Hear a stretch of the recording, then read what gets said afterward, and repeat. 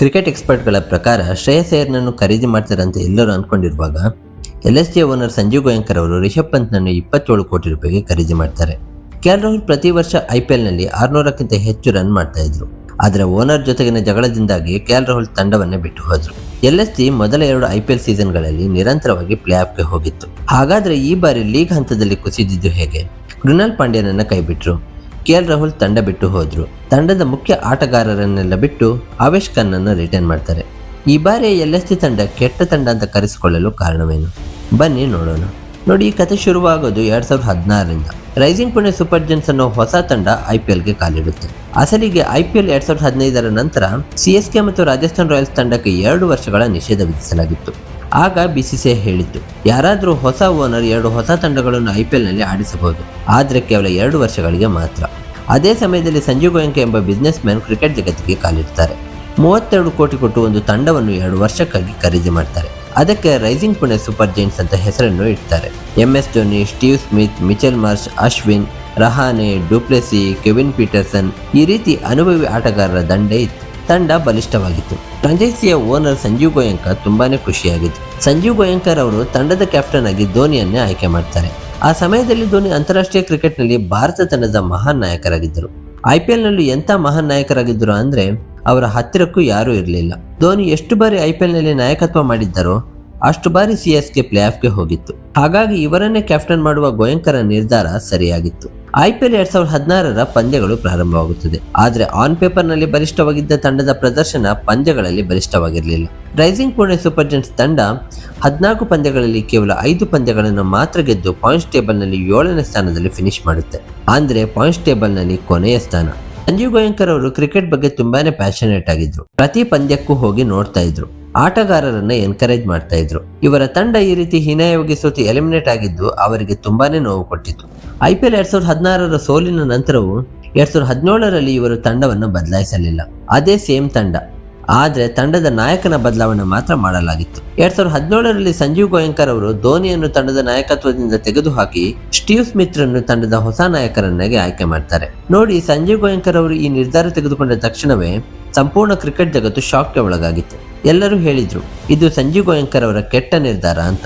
Cricket ಎಕ್ಸ್ಪರ್ಟ್ಸ್ಗಳು ಹೇಳಿದ್ರು, ಒಂದು season ಕೆಟ್ಟಿತು ಅಂದ್ರೆ ಅದನ್ನೇ ಆಧಾರ ಮಾಡಿಟ್ಟುಕೊಂಡು ನೀವು ಧೋನಿಯನ್ನು ನಾಯಕತ್ವದಿಂದ ತೆಗೆಯಲು ಹೇಗೆ ಸಾಧ್ಯ? ಆ ಸಮಯದಲ್ಲಿ ಧೋನಿ ವಿಶ್ವದ ಅತ್ಯಂತ ಮಹಾನ್ ಕ್ಯಾಪ್ಟನ್ ಆಗಿದ್ರು. ಭಾರತ ತಂಡದ ಅತ್ಯಂತ successful captain. One day world cup, T20 world cup ಮತ್ತು ಚಾಂಪಿಯನ್ಸ್ ಟ್ರೋಫಿ ಈ 3 ವಿಭಾಗದಲ್ಲೂ ಟ್ರೋಫಿ ಗೆದ್ದಂತ ವಿಶ್ವದ ಏಕೈಕ ನಾಯಕ. IPLನಲ್ಲೂ ಕೂಡ CSK ತಂಡವನ್ನು ತನ್ನ ಅದ್ಭುತ ನಾಯಕತ್ವದಿಂದ ಮುನ್ನಡೆಸಿ 2010 ಮತ್ತು 2011ರ IPL ಟ್ರೋಫಿಯನ್ನು ಸಹ ಗೆದ್ದಿರುವಂತ ಇಂಥ ಅನುಭವಿ ನಾಯಕ ನಿಮ್ಮ ತಂಡದಲ್ಲಿದ್ದಾಗ ಅವನನ್ನೇ ನಾಯಕನನ್ನಾಗಿ ಮಾಡಬೇಕು. ಒಂದು ಕೆಟ್ಟ ಸೀಸನ್ನ ಕಾರಣಕ್ಕೆ ತೆಗೆದು ಹಾಕಬಾರದು ಅಂತ. ಆದರೆ ಸಂಜೀವ್ ಗೋಯಂಕರ್ ಅವರು ಯಾರ ಮಾತನ್ನು ಕೇಳಲಿಲ್ಲ. ತಂಡದ ಹೊಸ ನಾಯಕನಾಗಿ ಸ್ಟೀವ್ ಸ್ಮಿತ್ರನ್ನು ನೇಮಿಸಿದರು. IPL ಇತಿಹಾಸದಲ್ಲೇ ಮೊದಲ ಬಾರಿಗೆ ಧೋನಿ ಮತ್ತೊಬ್ಬರ ನಾಯಕತ್ವದ ಅಡಿಯಲ್ಲಿ ಆಡಬೇಕಾಯಿತು. ಇದನ್ನು ಯಾರೂ ಕೂಡ ಊಹೆ ಮಾಡಿರಲಿಲ್ಲ.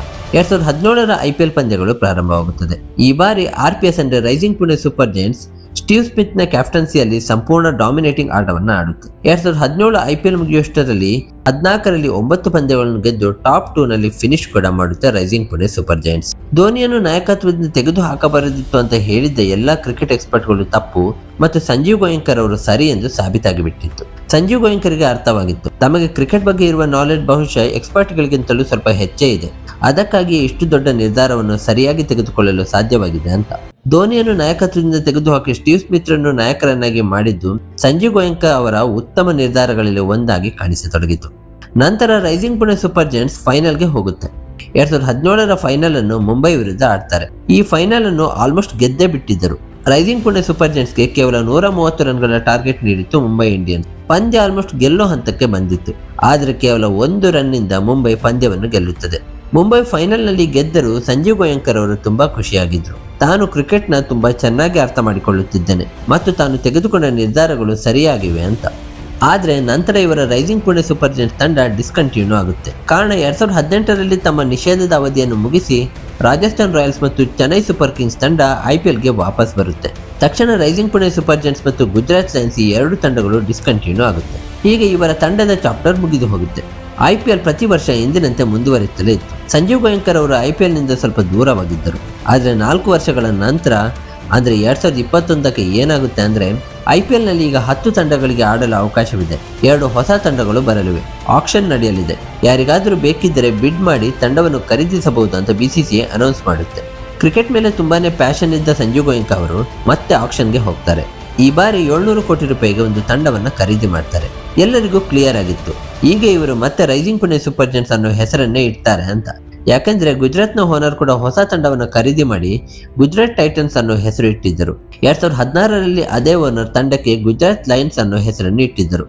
ಹಾಗಾಗಿ ಎಲ್ಲರೂ ಅಂದುಕೊಂಡದ್ದು ಅದೇ ರೀತಿ ಈಗ ರೈಸಿಂಗ್ ಪುಣೆ ಸೂಪರ್ ಜೈಂಟ್ಸ್ ಅನ್ನೋ ಹೆಸರು ಮತ್ತೆ ಬರುತ್ತೆ ಅಂತ. ಆದ್ರೆ ಸಂಜು ಗೋಯಂಕರ್ ಅವರು ಹೊಸ ತಂಡದ ಹೆಸರನ್ನು ಅನೌನ್ಸ್ ಮಾಡಿದಾಗ ಎಲ್ಲರೂ ಶಾಕ್ ಆಗ್ತಾರೆ. ಕಾರಣ ತಂಡದ ಹೆಸರು ರೈಸಿಂಗ್ ಪುಣೆ ಸೂಪರ್ ಜೈಂಟ್ಸ್ ಆಗಿರಲಿಲ್ಲ, ಅದಾಗಿತ್ತು ಲಕ್ನೋ ಸೂಪರ್ ಜೈಂಟ್ಸ್. ಇದು ತುಂಬಾ ಶಾಕಿಂಗ್ ಆಗಿತ್ತು. ಸೂಪರ್ ಜೈಂಟ್ಸ್ ಅನ್ನೋ ಹೆಸರು ಸೇಮ್ ಇತ್ತು, ಆದ್ರೆ ಪುಣೆ ಬದಲು ಲಕ್ನೋ ಅಂತ ಬದಲಾಯಿಸಿದ್ರು. ಯಾಕೆ, ಹೇಗೆ, ಯಾರಿಗೂ ಅರ್ಥವಾಗ್ಲಿಲ್ಲ. ಲಕ್ನೋ ಹೆಸರು ಯಾಕೆ ಅಂತ ಕೇಳಿದಾಗ ಸಂಜು ಗೋಯಂಕ ಹೇಳಿದರು, ಯುಪಿನಲ್ಲಿ ತುಂಬಾ ಪಾಪ್ಯುಲೇಷನ್ ಇದೆ, ಅಲ್ಲಿನ ಜನರಿಗೆ ತಮ್ಮದೇ IPL ತಂಡ ಇಲ್ಲ, ಅದಕ್ಕಾಗಿಯೇ ನಾವು ಈ ತಂಡವನ್ನು ಮಾಡಿದ್ದೇವೆ. ಅಂದರೆ ಲಕ್ನೋ ಸೂಪರ್ ಜೈಂಟ್ಸ್ ಅನ್ನೋ ತಂಡವನ್ನು ಅಸಲಿಗೆ ಯುಪಿ ಮತ್ತು ಬಿಹಾರ್ ಭಾಗದ ಜನರಿಗಾಗಿ ಮಾಡಲಾಗಿತ್ತು. ಯುಪಿಗೆ ಕ್ಯಾಪಿಟಲ್ ಲಕ್ನೋ, ಆದ್ದರಿಂದ ತಂಡದ ಹೆಸರನ್ನು ಲಕ್ನೋ ಸೂಪರ್ ಜೈಂಟ್ಸ್ ಎಂದು ಇಡಲಾಗಿತ್ತು. ಸಂಜೀವ್ ಗೋಯಂಕರ್ ಅವರು ಇದನ್ನೆಲ್ಲ ಬಿಸ್ನೆಸ್ ಪರ್ಸ್ಪೆಕ್ಟಿವ್ ಇಂದ ಮಾಡುತ್ತಿದ್ದರು. ಯುಪಿನಲ್ಲಿ ಪಾಪ್ಯುಲೇಷನ್ ತುಂಬಾ ದೊಡ್ಡದು, ಫ್ಯಾನ್ ಫಾಲೋಯಿಂಗ್ ದೊಡ್ಡದಾಗುತ್ತದೆ, ಬಿಸ್ನೆಸ್ಗೂ ಲಾಭವಾಗುತ್ತದೆ, ತಂಡಕ್ಕೂ ಸಪೋರ್ಟ್ ಸಿಗುತ್ತದೆ. ಒಟ್ಟಿನಲ್ಲಿ business perspective, fan following perspective, team perspective ಎಲ್ಲ ಆಂಗಲ್ಗಳಿಂದ ಯೋಚಿಸಿ ಸಂಜೀವ್ ಗೋಯಂಕರ್ ಲಕ್ನೋ ಸೂಪರ್ ಜೈಂಟ್ಸ್ ಅನ್ನೋ ಹೆಸರನ್ನು ಇಟ್ಟಿದ್ದರು. 2022ರಲ್ಲಿ ಈ ತಂಡದ ಪ್ಲೇಯರ್ಸ್ ನೋಡಿದಾಗ ಈ ತಂಡವು ಕೂಡ ತುಂಬಾ ಸ್ಟ್ರಾಂಗ್ ಆಗಿತ್ತು. ಇವರು 17 ಕೋಟಿಗೆ KL ರಾಹುಲ್ ಅನ್ನು ಖರೀದಿಸಿ ಕ್ಯಾಪ್ಟನ್ ಕೂಡ ಮಾಡಿದರು. ಆ ಸಮಯಕ್ಕೆ KL ರಾಹುಲ್ ನಿರಂತರವಾಗಿ 4 ವರ್ಷಗಳಿಂದ 600ಕ್ಕಿಂತ ಹೆಚ್ಚು ರನ್ ಮಾಡುತ್ತಿದ್ದರು. ಸಂಪೂರ್ಣ ಡಾಮಿನೇಟಿಂಗ್ ಕ್ರಿಕೆಟ್ ಆಡುತ್ತಿದ್ದರು. ಇದು ಪರ್ಫೆಕ್ಟ್ ಬೈ ಆಗಿತ್ತು ಮತ್ತು ಪರ್ಫೆಕ್ಟ್ ಕ್ಯಾಪ್ಟನ್ ಕೂಡ. ಜೊತೆಗೆ ಇವರು ಕೃಣಾಲ್ ಪಾಂಡ್ಯನನ್ನು ಕೂಡ ಖರೀದಿಸಿದರು. ಅವರು ಮುಂಬೈ ತಂಡದ ಹಳೆಯ ಹೀರೋ ಆಗಿದ್ದರಿಂದ ಇದು ಕೂಡ ತುಂಬಾ ಒಳ್ಳೆಯ ಬೈ ಆಗಿತ್ತು. ಮಾರ್ಕಸ್ ಸ್ಟೋನಿಸ್ ನಂತ ಪ್ಲೇಯರ್ಸ್ ಕೂಡ ತಂಡಕ್ಕೆ ಬಂದರು. ಒಟ್ಟಿನಲ್ಲಿ ತುಂಬಾ ಸ್ಟ್ರಾಂಗ್ ತಂಡ ನಿರ್ಮಾಣವಾಗಿತ್ತು. 2022ರ IPL ಶುರುವಾಗುತ್ತದೆ. 28 ಮಾರ್ಚ್ 2022ರಂದು ಲಕ್ನೋ ಸೂಪರ್ ಜೈಂಟ್ಸ್ ತಮ್ಮ ಮೊದಲ ಪಂದ್ಯವನ್ನು ಗುಜರಾತ್ ಟೈಟನ್ಸ್ ವಿರುದ್ಧ ಆಡುತ್ತದೆ. ಈ ಪಂದ್ಯದಲ್ಲಿ ಮೊದಲು ಬ್ಯಾಟಿಂಗ್ ಮಾಡಿದ ಲಕ್ನೋ 158 ರನ್ ಮಾಡುತ್ತದೆ. ಆದರೆ ಅವರ ಟಾಪ್ ಆರ್ಡರ್ ಸಂಪೂರ್ಣವಾಗಿ ಕೊಲಾಪ್ಸ್ ಆಗಿತ್ತು. ಟಾಪ್ ಆರ್ಡರ್ಸ್ನ 4 ಬ್ಯಾಟ್ಸ್ಮನ್ಗಳು ಫೈಲ್ ಆಗಿದ್ದರೂ 158 ರನ್ ಮಾಡಿದ್ದು ಒಂದು ಒಳ್ಳೆಯ ಸ್ಕೋರ್ ಆಗಿತ್ತು. ಆದರೆ ಈ ಪಂದ್ಯವನ್ನು ಲಕ್ನೋ ಸೋಲುತ್ತದೆ. ಆದರೂ ಮೊದಲ ಪಂದ್ಯದಲ್ಲಿ ಇವರ ಲೋ ಆರ್ಡರ್ ಬ್ಯಾಟಿಂಗ್ ಮತ್ತು ಬೌಲಿಂಗ್ ಡಿಪಾರ್ಟ್ಮೆಂಟ್ ಎರಡು ಚೆನ್ನಾಗಿ ಪರ್ಫಾರ್ಮ್ ಮಾಡಿತ್ತು. 31 ಮಾರ್ಚ್ 2022ರಂದು ಲಕ್ನೋನ 2ನೇ ಪಂದ್ಯ CSK ವಿರುದ್ಧ ನಡೆಯುತ್ತದೆ. ಮೊದಲು ಬ್ಯಾಟಿಂಗ್ ಮಾಡಿದ ಚೆನ್ನೈ 210 ರನ್ ಹೊಡೆದು ಬಿಡುತ್ತದೆ. ಆ ಸಮಯದಲ್ಲಿ CSK ವಿರುದ್ಧ 210ಕ್ಕಿಂತ ದೊಡ್ಡ ಟಾರ್ಗೆಟ್ ಅನ್ನು ಯಾರೂ ಚೇಸ್ ಮಾಡಿರಲಿಲ್ಲ. ಎಲ್ಲರೂ ಪಂದ್ಯವನ್ನು CSK ಈಗಾಗಲೇ ಗೆದ್ದಿದೆ ಅಂತಾನೆ ಅಂದುಕೊಂಡಿದ್ದರು. ಆದರೆ ಲಕ್ನೋ ಬ್ಯಾಟಿಂಗ್ಗೆ ಬಂದ ಮೇಲೆ ಸಂಪೂರ್ಣ ಗೇಮ್ ಚೇಂಜ್ ಆಯಿತು. KL ರಾಹುಲ್ ಮತ್ತು ಕ್ವಿಂಟನ್ ಡಿಕಾಕ್ ಮೊದಲ ವಿಕೆಟ್ಗೆ 99 ರನ್ ಜೊತೆ ಆಟವಾಡಿದರು. KL ರಾಹುಲ್ 40 ರನ್ ಮಾಡಿದರು, ಕ್ವಿಂಟನ್ ಡಿಕಾಕ್ 61 ರನ್ ಮಾಡಿದರು ಮತ್ತು ಯುವಿನ್ ಲೂಯಿಸ್ 55 ರನ್ ಹೊಡೆದರು. ಲಕ್ನೋ ಬಹಳ ಸುಲಭವಾಗಿ 211 ರನ್ ಅನ್ನು ಚೇಸ್ ಮಾಡಿಬಿಟ್ಟಿತು. ಇಷ್ಟು ಹೊಸ ತಂಡ ಚೆನ್ನೈ ಎದುರು 211 ಚೇಸ್ ಮಾಡುತ್ತಿದ್ದಂತೆ ಯಾರು ಕೂಡ ಎಕ್ಸ್ಪೆಕ್ಟ್ ಮಾಡಿರಲಿಲ್ಲ. 4 ಏಪ್ರಿಲ್ 2022ರಂದು ಲಕ್ನೋದ 3ನೇ ಪಂದ್ಯ ಸನ್ರೈಸರ್ಸ್ ಹೈದರಾಬಾದ್ ವಿರುದ್ಧ ನಡೆಯುತ್ತದೆ. ಈ ಪಂದ್ಯದಲ್ಲಿ ಮೊದಲು ಬ್ಯಾಟಿಂಗ್ ಮಾಡಿದ ಲಕ್ನೋ KL ರಾಹುಲ್ 50 ಬಾಲಿಗೆ 68 ಮತ್ತು ದೀಪಕ್ ಹೋಡಾ 33 ಬಾಲಿಗೆ 51 ರನ್ನ ನೆರವಿನಿಂದ 169 ರನ್ ಮಾಡುತ್ತದೆ. ಇದು ತುಂಬಾ ಚಿಕ್ಕ ಸ್ಕೋರ್ ಆಗಿತ್ತು. 170 ರನ್ ಚೇಸ್ ಮಾಡುವುದು ಸುಲಭ ಅಂತ ಎಲ್ಲರೂ ಅಂದುಕೊಂಡಿದ್ದರು. ಆದರೆ LSG ಹೈದರಾಬಾದ್ ತಂಡವನ್ನು 157 ರನ್ಸ್ಗೆ ಆಲ್ಔಟ್ ಮಾಡಿ 12 ರನ್ಗಳಿಂದ ಪಂದ್ಯವನ್ನು ಗೆದ್ದು ಬಿಟ್ಟಿತ್ತು. 3ನೇ ಪಂದ್ಯದಲ್ಲಿ ಲಕ್ನೋ ಒಂದು ವಿಷಯವನ್ನ ಕ್ಲಿಯರ್ ಮಾಡಿತ್ತು, ನಮ್ಮ ಬಳಿ ಒಳ್ಳೆಯ ಬೌಲಿಂಗ್ ಕೂಡ ಇದೆ ಅಂತ. 2ನೇ ಪಂದ್ಯದಲ್ಲಿ ಬ್ಯಾಟಿಂಗ್ ಮೂಲಕ ಡಾಮಿನೇಟ್ ಮಾಡಿದ ತಂಡ 3ನೇ ಪಂದ್ಯದಲ್ಲಿ ಬೌಲಿಂಗ್ ಮೂಲಕ ಕೂಡ ಡಾಮಿನೇಟ್ ಮಾಡಿತ್ತು. ಅಸಲಿಗೆ ಈ ತಂಡ ಬ್ಯಾಟಿಂಗ್ ಮತ್ತು ಬೌಲಿಂಗ್ ಎರಡರಲ್ಲೂ ಡಾಮಿನೇಟ್ ಮಾಡ್ತಾ ಇತ್ತು. ಹೊಸ ತಂಡ ಇಷ್ಟು ಚೆನ್ನಾಗಿ ಪರ್ಫಾರ್ಮ್ ಮಾಡ್ತಾ ಇರೋದನ್ನು ನೋಡಿ ಎಲ್ಲರೂ ಆಶ್ಚರ್ಯಪಟ್ಟಿದ್ದರು. ನಂತರ ಲಕ್ನೋ ಇನ್ನೂ ಹೆಚ್ಚು ಡಾಮಿನೇಟ್ ಮಾಡೋದಕ್ಕೆ ಶುರು ಮಾಡುತ್ತದೆ. ಅದರಲ್ಲೂ ಮುಂಬೈನಂತ ಚಾಂಪಿಯನ್ ತಂಡವನ್ನು ಸತತವಾಗಿ 2 ಬಾರಿ ಸೋಲಿಸುತ್ತದೆ. 2022ರ IPL ನಲ್ಲಿ ಮುಂಬೈ ಇಂಡಿಯನ್ಸ್ 2 ಬಾರಿ ಲಕ್ನೋ ಎದುರು ಬರುತ್ತದೆ. 2 ಬಾರಿ ಕೂಡ ಲಕ್ನೋ ತುಂಬಾ ಸುಲಭವಾಗಿ ಮುಂಬೈಯನ್ನು ಸೋಲಿಸುತ್ತದೆ. ಆನಂತರ LSG KKR ಅನ್ನು ಸೋಲಿಸುತ್ತದೆ, ಡೆಲ್ಲಿಯನ್ನು ಸೋಲಿಸುತ್ತದೆ ಮತ್ತು ಪಂಜಾಬ್ ಅನ್ನು ಸಹ ಸೋಲಿಸುತ್ತದೆ. KKR ಮತ್ತು ಮುಂಬೈ ವಿರುದ್ಧ ಇವರಿಗೆ 2 ಪಂದ್ಯಗಳಿದ್ದವು. 2 ಪಂದ್ಯಗಳನ್ನು ಗೆದ್ದರು. ಹೀಗೆ ಸಂಪೂರ್ಣ ಟೂರ್ನಮೆಂಟ್ ನಲ್ಲಿ ಲಕ್ನೋ ಡಾಮಿನೇಟ್ ಮಾಡಿಬಿಟ್ಟಿತ್ತು. 2022ರ IPL ನ ಲೀಗ್ ಹಂತದ ಕೊನೆಗೆ ಲಕ್ನೋ 14ರಲ್ಲಿ 9 ಪಂದ್ಯಗಳನ್ನು ಗೆದ್ದು ಟಾಪ್ ನಲ್ಲಿ ಫಿನಿಶ್ ಮಾಡಿತ್ತು. ಇವರಿಗಿಂತ ಹೆಚ್ಚು ಪಂದ್ಯ ಗೆದ್ದಿದ್ದು ಕೇವಲ ಗುಜರಾತ್ ಟೈಟನ್ಸ್ ಮಾತ್ರ, ಅಂದ್ರೆ 14ರಲ್ಲಿ 10 ಪಂದ್ಯಗಳು. ರಾಜಸ್ಥಾನ್ ರಾಯಲ್ಸ್ ಕೂಡ 14ರಲ್ಲಿ 9 ಪಂದ್ಯ ಗೆದ್ದಿತ್ತು. ಆದ್ರೆ ಅವರ ರನ್ ರೇಟ್ ಸ್ವಲ್ಪ ಹೆಚ್ಚಿದ್ದ ಕಾರಣ ರಾಜಸ್ಥಾನ್ ರಾಯಲ್ಸ್ ಪಾಯಿಂಟ್ ಟೇಬಲ್ನಲ್ಲಿ 2ನೇ ಸ್ಥಾನದಲ್ಲಿ ಫಿನಿಶ್ ಮಾಡಿತ್ತು. ಲಕ್ನೋ ನಂಬರ್ 3ರಲ್ಲಿ ಫಿನಿಶ್ ಮಾಡಿತ್ತು. ಐಪಿಎಲ್ ರೂಲ್ ಪ್ರಕಾರ ನಂಬರ್ 3 ಮತ್ತು ನಂಬರ್ 4ರ ತಂಡಗಳು ಎಲಿಮಿನೇಟರ್ ಪಂದ್ಯವನ್ನು ಆಡಬೇಕು. ಅಲ್ಲಿ ಗೆದ್ದರೆ ಕ್ವಾಲಿಫೈಯರ್ 2ಗೆ ಹೋಗಬಹುದು. ಆದರೆ ಟಾಪ್ 2 ತಂಡಗಳಿಗೆ 2 ಅವಕಾಶ ಸಿಗುತ್ತದೆ. 25 ಮೇ 2022ರಂದು ಲಕ್ನೋನ ಎಲಿಮಿನೇಟರ್ ಪಂದ್ಯ RCBಯ ವಿರುದ್ಧ ನಡೆಯಿತು. ಈ ಪಂದ್ಯದಲ್ಲಿ ಮೊದಲು ಬ್ಯಾಟಿಂಗ್ ಮಾಡಿದ RCB ಸಂಪೂರ್ಣ ಡಾಮಿನೇಟ್ ಮಾಡಿತು. ರಜತ್ ಪಟಿದಾರ್ ಅದ್ಭುತ ಬ್ಯಾಟಿಂಗ್ ಮಾಡಿ 54 ಬಾಲ್ಗಳಲ್ಲಿ 112 ರನ್ ಹೊಡೆದರು. RCB ಒಟ್ಟು 207 ರನ್ ಮಾಡಿತು. 208 ರನ್ನ ಟಾರ್ಗೆಟ್ ತುಂಬಾ ದೊಡ್ಡ ಟಾರ್ಗೆಟ್ ಆಗಿತ್ತು. ಆದರೂ ಲಕ್ನೋ ಭರ್ಜರಿ ಫೈಟ್ ಕೊಟ್ಟಿತು. KL ರಾಹುಲ್ 79 ರನ್ ಮಾಡಿದರು. ಪಂದ್ಯವನ್ನು ತುಂಬಾ ಕ್ಲೋಸ್ಗೆ ತೆಗೆದುಕೊಂಡು ಹೋದರು. ಆದರೆ ಕೊನೆಯಲ್ಲಿ ಲಕ್ನೋ 193 ರನ್ಗಳನ್ನು ಮಾತ್ರ ಗಳಿಸಲು ಸಾಧ್ಯವಾಯಿತು. ಹೀಗೆ ಈ ಪಂದ್ಯವನ್ನು ಸೋತು ಲಕ್ನೋ IPL 2022ರಿಂದ ಹೊರಬಿತ್ತು. ಆದರೆ ಒಂದು ವಿಷಯ ಎಲ್ರಿಗೂ ಕ್ಲಿಯರ್ ಆಗಿತ್ತು. ಮೊದಲ ಸೀಸನ್ನಲ್ಲೇ ಲಕ್ನೋ ದೊಡ್ಡ ಮಟ್ಟದಲ್ಲಿ ಇಂಪ್ರೆಸ್ ಮಾಡಿತ್ತು. ಮೊದಲ ಸೀಸನ್ನಲ್ಲೇ ಪ್ಲೇ ಆಫ್ಗೆ ಹೋಗುವುದು, ಎಲಿಮಿನೇಟರ್ ವರೆಗೆ ತಲುಪುವುದು ಸಾಮಾನ್ಯ ವಿಷಯ ಅಲ್ಲ. ಈ ತಂಡದ ಸಕ್ಸಸ್ನ ದೊಡ್ಡ ಕಾರಣ ಇವರ ಬೌಲರ್ ಮತ್ತು ಬ್ಯಾಟ್ಸ್ಮನ್ ಆಗಿದ್ದರು. ವಿಶೇಷವಾಗಿ KL ರಾಹುಲ್ ಸಂಪೂರ್ಣ ಡಾಮಿನೇಟ್ ಮಾಡುತ್ತಿದ್ದರು. 4 ಸೀಸನ್ಗಳಿಂದ KL ರಾಹುಲ್ 600+ ರನ್ ಮಾಡುತ್ತಿದ್ದರು. 2022ರಲ್ಲಿ ಹೊಸ ತಂಡಕ್ಕೆ ಬಂದ ಮೇಲೂ 600ಕ್ಕಿಂತ ಹೆಚ್ಚು ರನ್ಸ್ ಮಾಡಿದರು. IPL 2022ರಲ್ಲಿ KL ರಾಹುಲ್ ಒಟ್ಟು 616 ರನ್ ಮಾಡಿದರು. ಇವರ ಸ್ಟ್ರೈಕ್ ರೇಟ್ 140 ಇತ್ತು, ಆವರೇಜ್ 55. ಅಂದರೆ ಪ್ರತಿ ಪಂದ್ಯದಲ್ಲೂ ಸುಮಾರು 55 ರನ್ ಮಾಡುತ್ತಿದ್ದರು. ಕ್ರಿಕೆಟ್ ಬಗ್ಗೆ ಪ್ಯಾಷನೇಟ್ ಆಗಿದ್ದ ಸಂಜೀವ್ ಗೋಯಂಕ ಅವರು ತುಂಬಾ ಖುಷಿಯಾಗಿದ್ದರು. ತಮ್ಮ ತಂಡ ಮೊದಲ ಸೀಸನ್ನಲ್ಲಿ ಎಲಿಮಿನೇಟರ್ ವರೆಗೆ ಹೋಗಿರುವುದಕ್ಕೆ ತುಂಬಾ ಪ್ರೌಡ್ ಆಗಿದ್ದರು. 2022ರ ನಂತರ IPL 2023 ಬರುತ್ತದೆ. ಸಂಜೀವ್ ಗೋಯಂಕ ತಂಡದಲ್ಲಿ ಯಾವುದೇ ದೊಡ್ಡ ಬದಲಾವಣೆ ಮಾಡಲಿಲ್ಲ. 2023ರಲ್ಲೂ ಅದೇ ತಂಡವನ್ನು ಮುಂದುವರಿಸಿದರು. ಆದರೆ ಕೆಲವೇ ಕಾಂಬಿನೇಷನ್ಗಳು ಚೇಂಜ್ ಆಗಿದ್ದವು. ಉದಾಹರಣೆಗೆ ಕೆಲ್ ಮೇಯರ್ ಅವರಿಗೆ 2022ರಲ್ಲಿ ಅವಕಾಶ ಸಿಕ್ಕಿರಲಿಲ್ಲ. ಆದರೆ 2023ರಲ್ಲಿ ಅವರಿಂದ ಓಪನಿಂಗ್ ಮಾಡಿಸಲಾಯಿತು. ಲಕ್ನೋ ಸ್ವಲ್ಪ ಎಕ್ಸ್ಪೆರಿಮೆಂಟ್ಸ್ ಮಾಡಿತು. ಆ ಎಕ್ಸ್ಪೆರಿಮೆಂಟ್ಗಳು ಕೆಲಸ ಕೂಡ ಮಾಡಿತು. 2023ರಲ್ಲೂ ಲಕ್ನೋ ಮತ್ತೆ ಡಾಮಿನೇಟ್ ಮಾಡತೊಡಗಿತು. 1 ಏಪ್ರಿಲ್ 2023ರಂದು ಮೊದಲ ಪಂದ್ಯ ಲಕ್ನೋ ಮತ್ತು ಡೆಲ್ಲಿಯ ನಡುವೆ ನಡೆಯಿತು. ಮೊದಲು ಬ್ಯಾಟಿಂಗ್ ಮಾಡಿದ ಲಕ್ನೋ 193 ರನ್ ಮಾಡಿತು. ನಂತರ ಡೆಲ್ಲಿ ಚೇಸ್ ಮಾಡಲು ಬಂದಾಗ LSG ಅವರನ್ನು 143 ರನ್ಸ್ಗೆ ಕಟ್ಟಿ ಹಾಕಿ 53 ರನ್ಗಳಿಂದ ಪಂದ್ಯವನ್ನು ಗೆದ್ದಿತು. 2022ರಲ್ಲಿ ಲಕ್ನೋ ಎಲ್ಲಿ ಫಿನಿಶ್ ಮಾಡಿತ್ತು, 2023ರಲ್ಲಿ ಅಲ್ಲಿಂದಲೇ ಪ್ರಾರಂಭ ಮಾಡಿತು. ಮೊದಲ ಪಂದ್ಯದಿಂದಲೇ ಡಾಮಿನೇಟ್ ಮಾಡೋದಕ್ಕೆ ಶುರು ಮಾಡಿತು. ನಂತರ ಲಕ್ನೋ ನಿಲ್ಲಲೇ ಇಲ್ಲ. ಅದು SRH ಅನ್ನು ಸೋಲಿಸಿತು, RCBಯನ್ನು ಸೋಲಿಸಿತು, RR ಅನ್ನು ಸೋಲಿಸಿತು. ನೋಡ್ತಾ ಲಕ್ನೋ ಸಂಪೂರ್ಣ ಡಾಮಿನೇಟ್ ಮಾಡತೊಡಗಿತು. 2023ರಲ್ಲಿ LSG ಒಂದು ಅಬ್ಸಲ್ಯೂಟ್ ಬೀಸ್ಟ್ ಆಗಿಬಿಟ್ಟಿತ್ತು. ಬ್ಯಾಟಿಂಗ್ ಆಗಲಿ ಬೌಲಿಂಗ್ ಆಗಲಿ ಎಲ್ಲದರಲ್ಲೂ ಡಾಮಿನೇಟ್ ಮಾಡುತ್ತಿದ್ದರು. 10 ಏಪ್ರಿಲ್ 2023ರಂದು ನಡೆದ ಒಂದು ಪಂದ್ಯ ಎಲ್ಲರನ್ನು ಶಾಕ್ ಮಾಡಿಬಿಟ್ಟಿತ್ತು. ಆ ಪಂದ್ಯ RCBಯ ವಿರುದ್ಧವಾಗಿತ್ತು. ಮೊದಲು ಬ್ಯಾಟಿಂಗ್ ಮಾಡಿದ RCBಯ ಪರವಾಗಿ Virat Kohli 61 run, Faf do Plessis 79 run, Glenn Maxwell 59 run ಮಾಡಿದರು. RCB ಒಟ್ಟು 212 ರನ್ ಮಾಡಿತು. ಅದು ಕೂಡ ಕೇವಲ 2 ವಿಕೆಟ್ ನಷ್ಟಕ್ಕೆ. ಆ ಸಮಯದಲ್ಲಿ ಇದು ಮ್ಯಾಸಿವ್ ಸ್ಕೋರ್ ಆಗಿತ್ತು. ನಂತರ ಲಕ್ನೋ 213 ರನ್ಗಳನ್ನು ಚೇಸ್ ಮಾಡಲು ಬಂದಾಗ ಎಲ್ಲರೂ ಚೇಸಿಂಗ್ ಆಲ್ಮೋಸ್ಟ್ ಇಂಪಾಸಿಬಲ್ ಅಂತ ಅಂದುಕೊಂಡಿದ್ದರು. ಆದರೆ ಲಕ್ನೋ ಸುಲಭವಾಗಿ ಟಾರ್ಗೆಟ್ ಚೇಸ್ ಮಾಡಿ RCBಯನ್ನು ಸೋಲಿಸಿತು. ಇವತ್ತು 220-230 ರನ್ ಚೇಸ್ ಆಗೋದು ಕಾಮನ್ ಆಗಿದೆ. ಆದರೆ 2023ರಲ್ಲಿ ಇದು ತುಂಬಾ ದೊಡ್ಡ ವಿಷಯವಾಗಿತ್ತು. LSG 213 ರನ್ ಚೇಸ್ ಮಾಡಿದಾಗ ಸಂಪೂರ್ಣ ಕ್ರಿಕೆಟ್ ವರ್ಲ್ಡ್ ಶಾಕ್ ಆಗಿಬಿಟ್ಟಿತ್ತು. ನಂತರ ಲಕ್ನೋ ತಂಡ ಇನ್ನೂ ಹೆಚ್ಚು ಡಾಮಿನೇಟ್ ಮಾಡತೊಡಗಿತು. KL ರಾಹುಲ್ ಅವರ ಕ್ಯಾಪ್ಟನ್ಸಿ, ಬ್ಯಾಟಿಂಗ್ ಎಲ್ಲವೂ ಪರ್ಫೆಕ್ಟ್ ಆಗಿ ನಡೆಯುತ್ತಿತ್ತು. ಆದರೆ 1 ಮೇ 2023ರಂದು ಒಂದು ದೊಡ್ಡ ಸಮಸ್ಯೆ ಶುರುವಾಗುತ್ತದೆ. ಒಂದು ಪಂದ್ಯದಲ್ಲಿ ಫೀಲ್ಡಿಂಗ್ ಮಾಡುತ್ತಿರುವಾಗ KL ರಾಹುಲ್ ಇಂಜೂರ್ಡ್ ಆಗ್ತಾರೆ.